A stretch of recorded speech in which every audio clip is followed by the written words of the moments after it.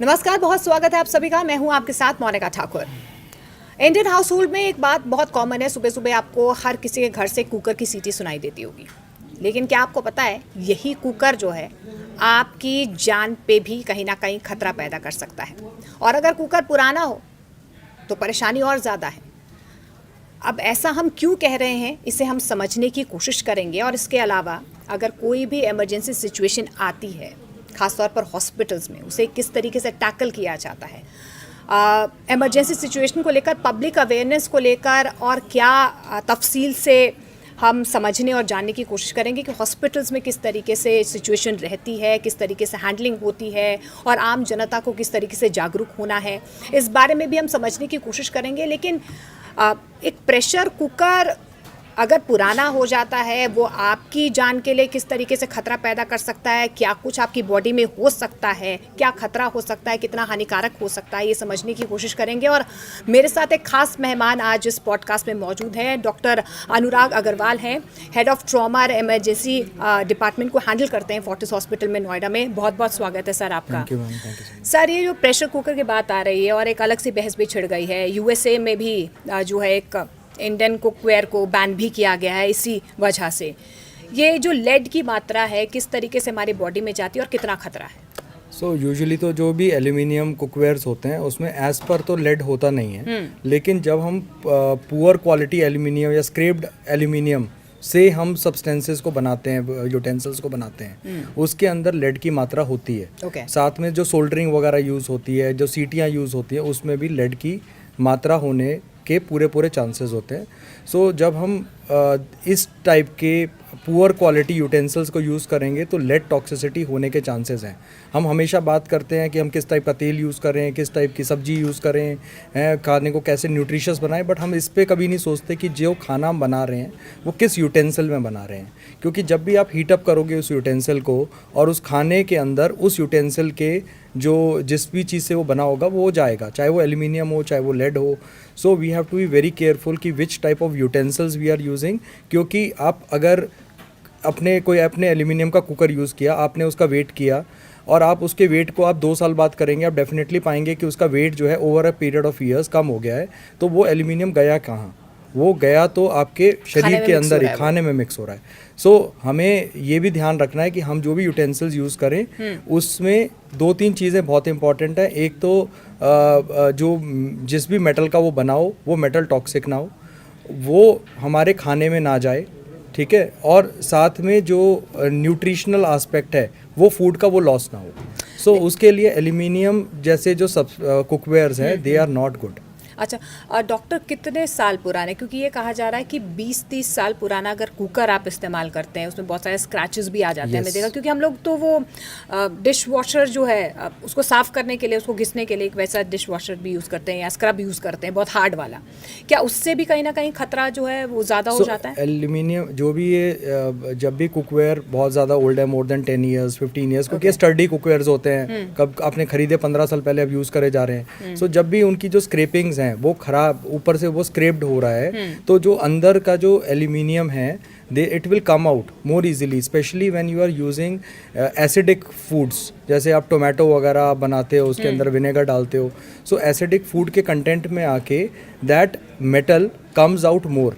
So you have to be careful कि अगर आपके जो कुकवेयर है वो रस्टी हो रहा है या वो स्क्रैप्ड हो रहा है, आप उन चीज़ों को यूज़ ना करें। ये चीज़ बात आती है टेफ्लॉन के लिए भी। जो वो टेफ्लॉन की कोटिंग्स होती हैं, ठीक है, जब वो स्क्रैप हो जाती है ना, तब भी फीमेल्स यूज़ करती रहती हैं पैसा बचाने के लिए। जब उसके अंदर से टॉक्सिक फ्यूम्स निकलती हैं, कुछ सब्सटेंसेस हैं जैसे PFOA, PFAS, ये सब्सटेंसेस जो हैं, ये सब्सटेंसेस जब खाने में आते हैं, so they are very very toxic. So that is why using these non sticky cookwares also is not a very good idea. These are two things. One is aluminium and one is these sticky cookwares, which are specially when the upper surface is corroded and it is scratched.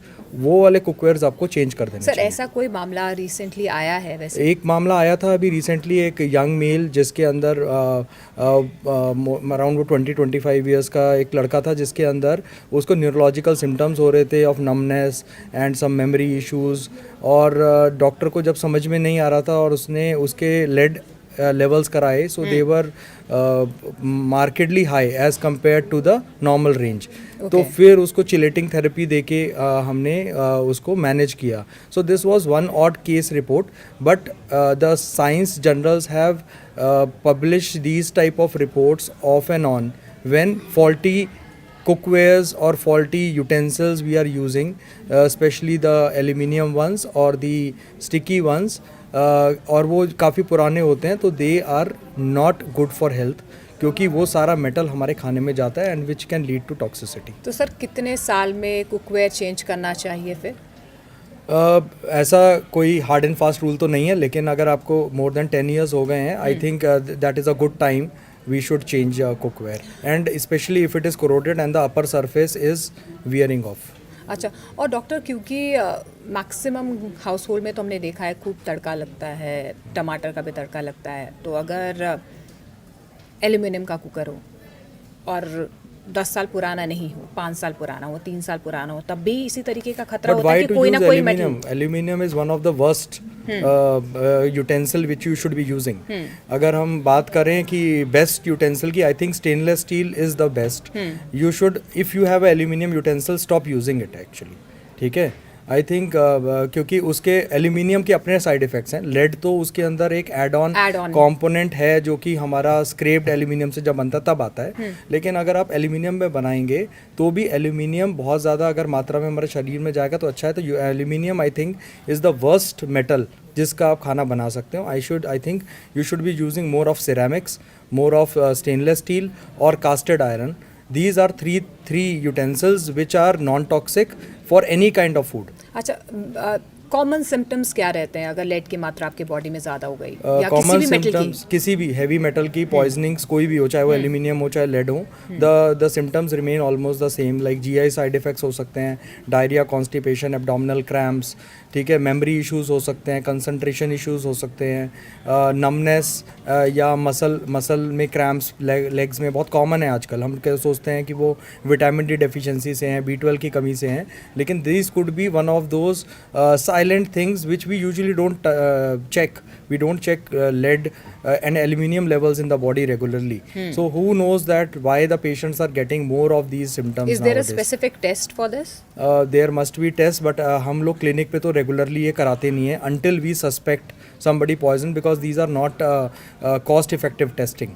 ठीक है, but है ना, तो ये हम regularly नहीं कराते. B12 D3 कराते हैं, वो भी सब पेशेंट्स का कम आता है. लेकिन इतने सारे पेशेंट, और साथ में पेशेंट्स को लीवर इश्यूज़ होना, ठीक है, किडनी इश्यूज़ होना, फर्टिलिटी इश्यूज़ होना, ठीक है, बहुत सारे केसेस के अंदर जिनमें टेफ्लॉन्स वगैरह यूज़ होते हैं, उनकी फ्यूम्स की वजह से लंग्स में फ्लू लाइक सिम्टम्स होना. और ऐसा कुछ केस रिपोर्ट्स हैं जो कहते हैं कि जो कोरोडेड टेफ्लॉन है उससे कार्सिनोजेनिक सब्सटेंसेस भी निकलते हैं. So I think if possible we should be using जैसे पुराने ज़माने में हम क्ले वगैरह के सबसे यूज़ करते थे, मिट्टी के यूज़ करते थे, उसमें खाना बनाने में टाइम लगता था, लेकिन they were absolutely non-toxic. ठीक है, तो जब हमारे पास नॉन टॉक्सिक यूटेंसिल्स हैं तो why not be using them rather than using this aluminium and Teflon coated.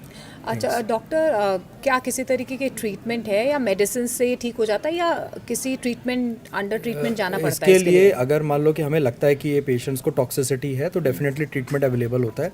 हम लोग सक्सिमर करके ओरल टैबलेट्स आती हैं या डायमर कैप्रोल इंजेक्शंस आते हैं विच आर चिलेटिंग एजेंट्स. तो वो क्या करते हैं कि वो इन हेवी मेटल्स के साथ चिलेट करके कंपाउंड बनाते हैं जो कि हमारे यूरिन में या मोशन में निकल जाता है.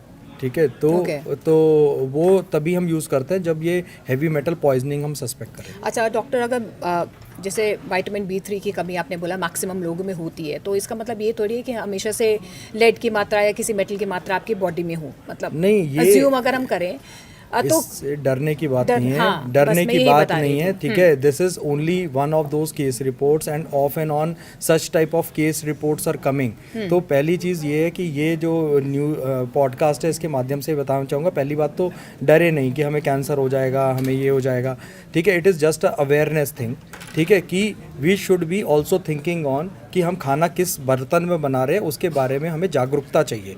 अगर हमारे पास कुछ सेफ मेटल्स हैं, सेफ यूटेंसिल्स हैं, that is better rather than cooking in those जो कि टॉक्सिसिटी कर सकते हैं। ये टॉक्सिसिटी एक दिन में नहीं होगी, इसमें सालों लगते हैं, ठीक है। ये नहीं होगा कि आपने 1-2 दिन 4 दिन खा लिया तो हो जाएगी, इसमें तो सालों सालों तक आप एक्सपोजर करेंगे तभी होगी।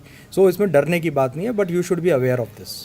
बिल्कुल डरने की ज़रूरत नहीं है। और डॉक्टर ये भी समझना चाहूँगी क्योंकि आपने कहा कि एक लिमिटेड हीट होनी चाहिए, क्योंकि नॉन स्टिक वेयर के लिए भी यही कहा जाता है कि कहीं ना कहीं वो आपकी किडनी को हर्ट करता है, आपके रेस्पिरेटरी सिस्टम्स को हर्ट करता है।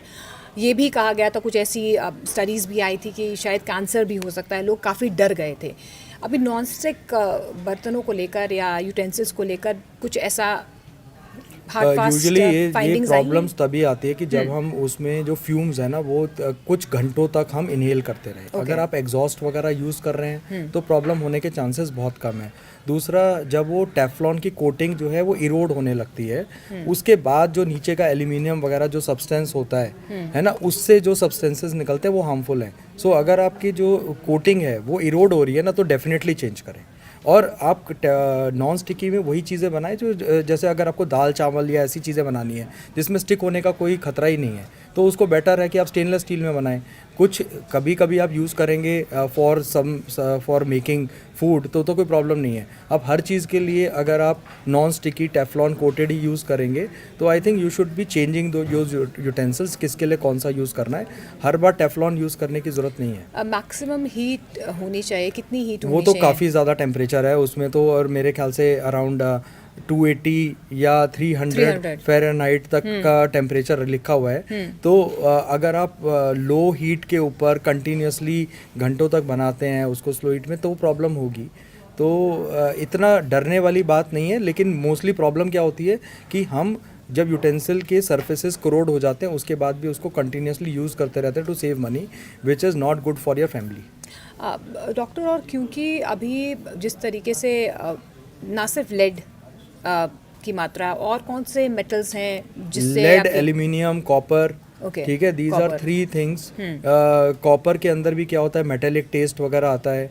और उसके अंदर भी ना ये जो तीनों मेटल्स हैं इसके अंदर जब भी हम एसिडिक सब्सटेंस बनाते हैं ना, ठीक है, जब छौंक वोंक लगाते हैं, टमाटर का छौंक लगेगा, उसके अंदर ना ये एसिड और ये मेटल का जो कॉम्बिनेशन है इसकी वजह से कुछ मेटल्स जो हैं वो आती हैं सो खाने के अंदर। तो सो बेटर तो यही है कि हमारे लिए जो बेस्ट यूटेंसिल्स हैं वो सिरेमिक कुकवेयर्स हैं। कास्टेड आयरन बहुत अच्छा है क्योंकि बहुत सारी फीमेल्स के अंदर आयरन डेफिशिएंसी भी रहता है, ठीक है। तो अगर आप आयरन के यूटेंसिल्स में बनाएंगे तो आपका आयरन फूड में जाएगा, that will be good for your body. इसका मतलब ये नहीं है कि हर चीज़ सारे बर्तनों को आयरन नहीं कर दें, है ना, बट कास्टेड आयरन, कुछ सिरेमिक, कुछ iron, stainless steel, these are 3 utensils which are really non toxic and they will be good for your health. अच्छा, doctor, coming to your emergency and trauma center, we are coming there. Doctor, किस तरीके के patients आते हैं emergency और trauma centres में? हम emergency के अंदर ना हर टाइप के पेशेंट्स आते हैं। हम यूजुअली पेशेंट्स को कैटेगराइज करते हैं कोड 1, 2, 3 में। 1 का मतलब होता है जो लाइफ थ्रेटनिंग इमरजेंसीज होती हैं। सो जिसके अंदर हमारे पास आता है हार्ट अटैक्स, ठीक है, पल्मनरी रेस्पिरेटरी प्रॉब्लम जिसमें ब्रीदिंग सेवियर डिफ़िकल्टीज़ हो रही हैं, poisoning cases, road traffic accidents and stroke, ठीक है। ये जो होती हैं टाइम बाउंड इमरजेंसीज होती हैं जिसके अंदर अगर हम टाइमली केयर ना दें तो पेशेंट का बचना मुश्किल होगा। अच्छा, ये है कि जिनको आपको सबसे ज़्यादा प्रायोरिटाइज करना है। These R code 1। तो इसमें अगर आप देखो हार्ट, ठीक है, लंग्स, ठीक है, ब्रेन में स्ट्रोक, ठीक है, क्योंकि एक टाइम विंडो है जिसके अंदर अगर स्ट्रोक हुआ और दवाई नहीं दी तो वो पेशेंट पैरालाइज हो जाएगा। रोड ट्रैफिक एक्सीडेंट्स क्योंकि उसमें ब्लीडिंग चल रही है ना, और पॉइजनिंग्स क्योंकि उसको हमने फर्स्ट आवर के अंदर एंटीडोट दिया तो पेशेंट के बचने के चांसेस बढ़ जाएंगे। सो these our life threatening emergencies. इसके अलावा लेकिन ये जो इमरजेंसीज होती हैं ये अराउंड 25 to 30% होती हैं। 70% of the people are having non life threatening emergencies, still they come to emergency because sometimes the OPDs are closed and they have to anyway rush to the emergency because of high grade fever, some abdominal pain, some renal colic, है ना, पथरी का दर्द हो रहा है, या फिर उनको severe low back pain, sciatica, disc की प्रॉब्लम हो रही है, So all sorts of patients they come to emergency, but our main focus is to prioritize them कि पहले जो हमारी गोल्डन आवर जिसको हम बोलते हैं ना कि पहले घंटे के अंदर राइट ट्रीटमेंट देके जान बचाना, वो होती हैं लाइफ थ्रेटनिंग इमरजेंसीज, जो ये 5 होती हैं। कोई ऐसा केस अगर आपने हैंडल किया होगा लाइफ थ्रेटनिंग वाला ही, क्योंकि कभी कभी ऐसा होता है एक्सीडेंट्स केसेस भी आ जाते हैं, हार्ट अटैक केसेस वाले भी आ जाते हैं, हाउ डू यू हैंडल वो सिचुएशन, कितना अभी चैलेंजिंग तो होता हमारे है? पास एक बहुत इंटरेस्टिंग केस आया था, बच्चा था 12 साल का, ठीक है, जिसके अंदर उसको एक साइड पे वीकनेस थी और वो पेशेंट की मदर ने बोला योगा करते करते, ठीक है, उसको एक साइड पे वीकनेस हो गई है. So that patient came around 45 minutes of starting that weakness, and most of the emergencies which I feel which are not equipped with the quality emergency physicians, because this is now a super speciality, they may be missing these cases. This was a pediatric stroke, ठीक है, बच्चों के अंदर भी stroke होता है. सो हमने उसका इमीडिएटली जब MRI कराया तो उसके अंदर हमें पता चला कि एक हिस्से में ब्लड नहीं जा रहा है ब्रेन के. वी थ्रोम्बोलाइज द पेशेंट, उसकी मैकेनिकल थ्रोम्बेक्टमी करके हमने क्लॉट को निकाला, and after 2 days patient was absolutely fine. अगर इसी पेशेंट को हम 12 साल के बच्चे को मिस करते तो यू कैन थिंक कि ये बच्चा ज़िंदगी भर के लिए अपाहिज होता, क्योंकि उसका एक हाथ पैर चलता नहीं कभी भी, क्योंकि जब एक बार ब्रेन डेड होता है तो वो दोबारा नहीं चलेगा. ठीक है, इस टाइप से बहुत सारे पेशेंट्स हमारे हार्ट अटैक तो रोज़ ही आते हैं. ठीक है, हार्ट अटैक के केसेस तो रोज़ ही आते हैं. बहुत बार वो पेशेंट्स जो होते हैं वो अपर एब्डोमिनल पेन करके आते हैं, एसिडिटी बनती है उनको, है ना, और वो मानते नहीं है ECG में चेंजेस आने के बाद भी कि सर हमें तो ये एसिडिटी बनती रहती है, आप बोल रहे हो कि हार्ट अटैक है. So we have to convince them कि आपका ट्रोपाई भी बढ़ा हुआ है, इको में भी फाइंडिंग्स हैं, है ना. And sometimes if the patient still don't have faith, they sometimes go against medical advice, they go home, and sometimes they collapse once they go. Sir, emergency और ट्रॉमा सेंटर्स में एक skill doctor की जो सबसे महत्वपूर्ण है, मतलब the important skill that doctor should have when he is working there. I think clinical acumen is the most important. Apart from that, it is not only about the doctors, it is about the setup. Okay. ठीक है, it is about the services which you have, the point of care devices, the radiology setup, ठीक है, the availability of the surgeons, the cardiologists, the neurologists, because in emergency it is a team approach. ठीक है, सो अब अगर आपके पास emergency है, मान लो आप हार्ट अटैक का प्रॉब्लम है या स्ट्रोक का है, and you go to a second tier hospital जहाँ पे ना तो CT स्कैन है, ना MRI है, ना क्वालिटी डॉक्टर्स हैं टू आइडेंटिफाई देम, और ना वो खुद इको कर सकते हैं. उस केस में वो पेशेंट जो है उसको घंटा 1.5 घंटा तक वेट करेगा और फिर वो रेफ़र करेंगे एक टर्शरी केयर हॉस्पिटल में, और वो देर हो चुकी होती है. So when it comes to na emergency, it is best to choose the best setup possible, and once you are stable enough, then you can, if you don't have a monetary issue, तो आप दूसरे hospital में जा सकते हैं. अच्छा. लेकिन emergency में ना हमेशा वो सेटअप चूज़ करें जिसमें डॉक्टर्स क्वालिफाइड है, पूरी टीम अब अवेलेबल है, रेडियोलॉजी सेटअप है, पॉइंट ऑफ केयर डिवाइसेस हैं, ताकि आपको इमीडिएटली डायग्नोसिस मिले और राइट ट्रीटमेंट स्टार्ट हो जाए. अच्छा, और डॉक्टर अभी अगर मैं ट्रॉमा सेंटर्स की बात करूँ या इमरजेंसी सेंटर्स की बात करूँ, अभी मौजूदा वक्त में किस तरीके से इवॉल्व हुआ है? इमरजेंसी सेटअप पहले के मुकाबले में और अभी में बहुत डिफरेंस है, क्योंकि अभी जो होता है इमरजेंसी जो है एक सुपर स्पेशलाइजेशन है. एम्स में या डिफरेंट गवर्नमेंट हॉस्पिटल्स में, इवन फोर्टिस हॉस्पिटल नोएडा में भी हम DNB कोर्सेज चलाते हैं, विच MD कोर्सेज हैं. तो पहले क्या होता था कि there were just MBBS doctors which were seeing and identifying the patient and calling different specialities कि यार अच्छा तुम ऑर्थो को बुला लो, न्यूरो को बुला लो. अब क्या होता है कि जो इमरजेंसी डॉक्टर है वो सेल्फ ट्रेंड होता है to manage all kind of emergencies. अगर उसको स्ट्रोक के पेशेंट में दवाई देनी है वो खुद दे सकता है, वो MRI रीड करना जानता है, वो अल्ट्रासाउंड करना जानता है, वो इको करना जानता है, तो उसके अंदर टाइम लैग नहीं होता है. सो अगर आप अभी भी second tyre third tier cities में जाएंगे, सो वहाँ पे आपको इक्विप्ड डॉक्टर्स नहीं मिलेंगे. When it comes to emergency, choosing the right setup where we have qualified doctors is the most important part, because ये लाइफ एंड डेथ होती है. पहला घंटा बहुत इंपॉर्टेंट, अगर उस समय पे ट्रीटमेंट सही मिल जाए तो पेशेंट बच जाएगा. जितना डिले होगा उतनी प्रॉब्लम. अच्छा डॉक्टर, अगर कोई भी व्यक्ति, आम जनता या आम लोग किसी इमरजेंसी सिचुएशन में फंस जाते हैं, क्या उनको करना चाहिए? हॉस्पिटल आने से पहले क्या अवेयरनेस होनी सबसे चाहिए? पहली चीज़ तो ये है कि आपके पास ना अपने फ़ोन्स में ना एम्बुलेंस नंबर्स होने चाहिए. ठीक है, द प्रॉब्लम इज़ कि जब इमरजेंसी स्ट्राइक करती है उस समय पे आप ढूंढते हो कि यार कहाँ पे फ़ोन करें. ठीक है, तो आपके पास अपने नियरेस्ट हॉस्पिटल्स के इमरजेंसी नंबर्स होने चाहिए। जैसे फोर्टिस का हमारा नंबर है 900 900 1050, ठीक है। तो आप अपने फ़ोन में फीड करें इस नंबर को कि अगर कभी भी इमरजेंसी होगी तो आपका इमीडिएटली आ जाएगा। नहीं तो क्या होगा कि आप उस समय पे जब 112 में फ़ोन करेंगे या 100 पे फ़ोन करेंगे, फ़ोन उठेगा नहीं, या एम्बुलेंस जो होगी वो पुअर क्वालिटी आएगी एंड आपको प्रॉब्लम होगी। दूसरा ये है कि आप जब डॉक्टर से बात करते हैं तो वो आपको फर्स्ट एड बता सकते हैं। फर्स्ट एड में प्रॉब्लम क्या होती है कि बहुत सारे, जैसे हार्ट अटैक के पेशेंट्स की बात करते हैं, तो हार्ट अटैक के अंदर ना बहुत सारे पेशेंट सॉर्बिट्रेट वगैरह ले लेते हैं कि यार चेस्ट पेन होता है, हमें सॉर्बिट्रेट दे देते हैं, एस्पिरिन ले लेते हैं। एस्पिरिन लिया तो ठीक है, लेकिन बहुत सारे हार्ट अटैक के ऐसे पेशेंट्स होते हैं जिसमें अगर सॉर्बिट्रेट लिया, बीपी इतना फॉल कर जाता है कि जब तक पेशेंट हमारे पास आता है तो वो कई बार ब्रॉड डेड होता है। So never take sorbitrate like pills until prescribed by your doctor. You can only take aspirin. आप 300 मिलीग्राम एस्पिरिन लें या 325 मिलीग्राम की आती है टैबलेट, या 75 वाली 4 टैबलेट ले लें तो कोई प्रॉब्लम नहीं है। लेकिन taking sorbitrate like drugs is not there.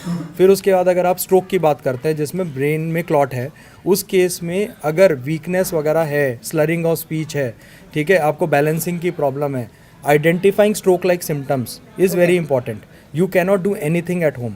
उस केस में हमें इमीडिएटली CT स्कैन करना पड़ेगा देखने के लिए कि ब्लीड है या कोई क्लॉट है, ठीक है। अगर हमने उसको आइडेंटिफाई नहीं किया, और कई बार पेशेंट ना कहते हैं कि अच्छा थोड़ी कमजोरी लग रही है, मसाज करते हैं, और वो घंटे 2 घंटे तक घर पे ही वेस्ट कर देते हैं, है ना, तो कि ठीक हो जाएगा, और हमारे पास सिर्फ 4.5 घंटे हैं, और 4.5 घंटे के अंदर वो क्लॉट डिजॉल्विंग दवाई नहीं दी तो फिर जो परमानेंट फालिस पड़ती है।